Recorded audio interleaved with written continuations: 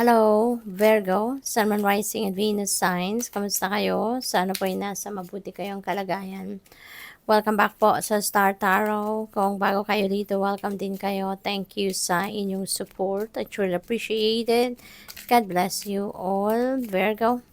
Pauna mensahe ninyo, boundaries. Ayan, put a ring around yourself and your energies. Okay, set a personal boundary. Healthy personal boundary. Okay? Dahil, ano yan, siguro kailangan ninyo na magkaroon kayo ng ganyang boundary sa sarili ninyo because maaaring naaabuso kayo ng maraming tao sa paligid ninyo. Maaaring merong mga tao sa paligid ninyo na dahil sa sobrang kabaitan ninyo, tinitake advantage kayo. Siguro merong mga tao sa paligid ninyo na, alam mo yun, yung na lumalagpas kumbaga sa limitasyon nila, no? Nakakalimutan nila yung mga limitasyon nila. Kaya kailangan ninyo na mag-set ng boundaries kayo sa ngayon so that maging aware din sila, no, kung hanggang saan lang dapat at kayo din, ano, mapapangalagaan ninyo ang inyong relationship with those people. We have trust, the light in you cannot be dimmed. Ayan. So, magtiwala lang kayo, okay? Virgo, magtiwala kayo sa inyong sarili, magtiwala kayo sa inyong mga kakayanan, magtiwala kayo sa inyong mga galing, no? Dahil,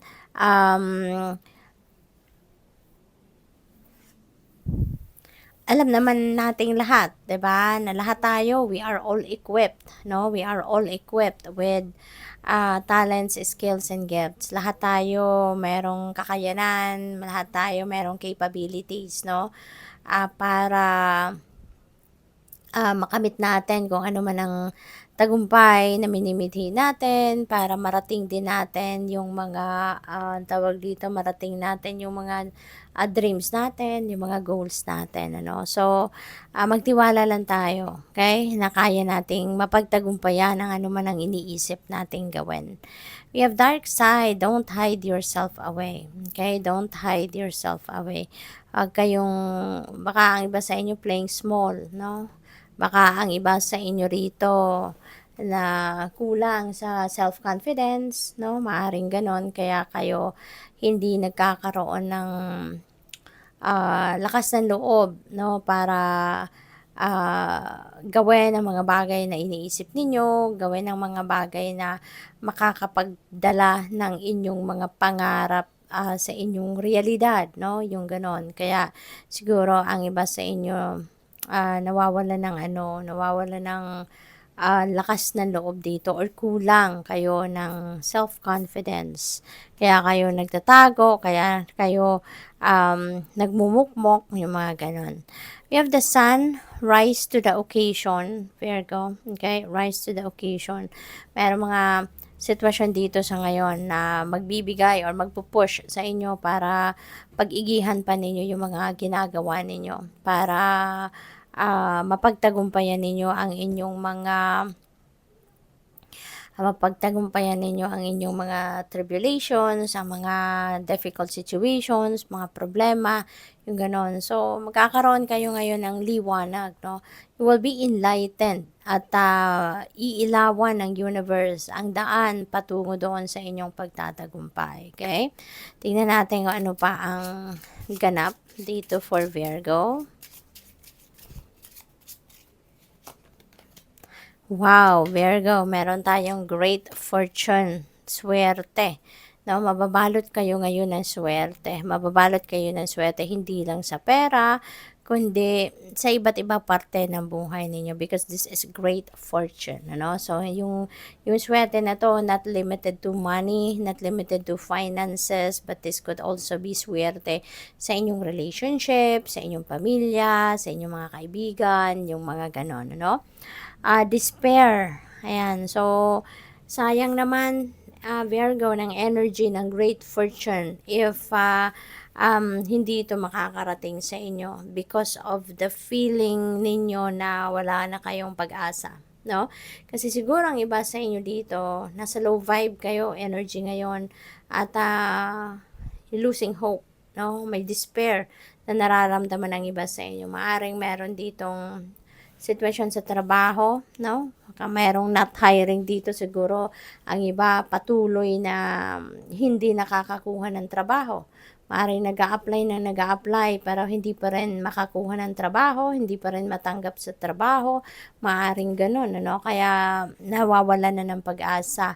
Or baka meron sitwasyon ng iba sa inyo na baka natanggal na sa trabaho, na-terminate, or kaya na paaga, no, yung termination ng kontrata sa trabaho, mga gano'n. Kaya apektado yung inyong finances. But kaya siguro merong despair na nararamdaman. But don't lose hope, no, Virgo.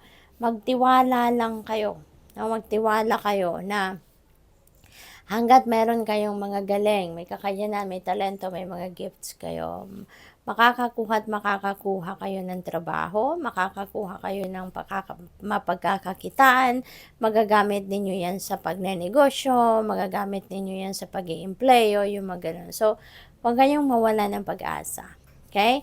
Ang mahalaga dito, lakasan ninyo ang inyong loob at magtiwala kayo sa inyong mga kakayanan, magtiwala kayo sa Panginoon, magtiwala kayo at umasa kayo na there will be breakthrough coming your way. Alalahanin natin lahat na wala namang problema na hindi natin kayang solusyonan. Hindi tayo bibigyan ng challenging situation na hindi natin kayang i-handle at hindi natin kayang lusutan yan. Okay? Kaya, wag na kayong, don't despair, don't lose hope. Instead, buhayin ninyo ang courage at ang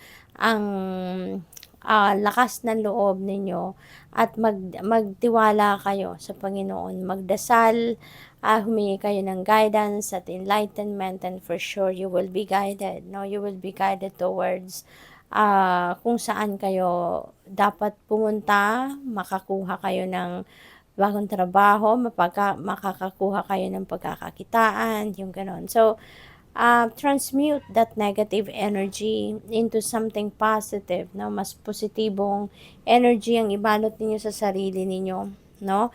Hope for the best possible outcome para nang sa gayon, ito yung great fortune energy ang ma-attract ninyo. Itong great fortune yung mahatak ninyong energy towards you, no? At yan ang magiging daan para masolusyonan ang problema ninyo sa pera.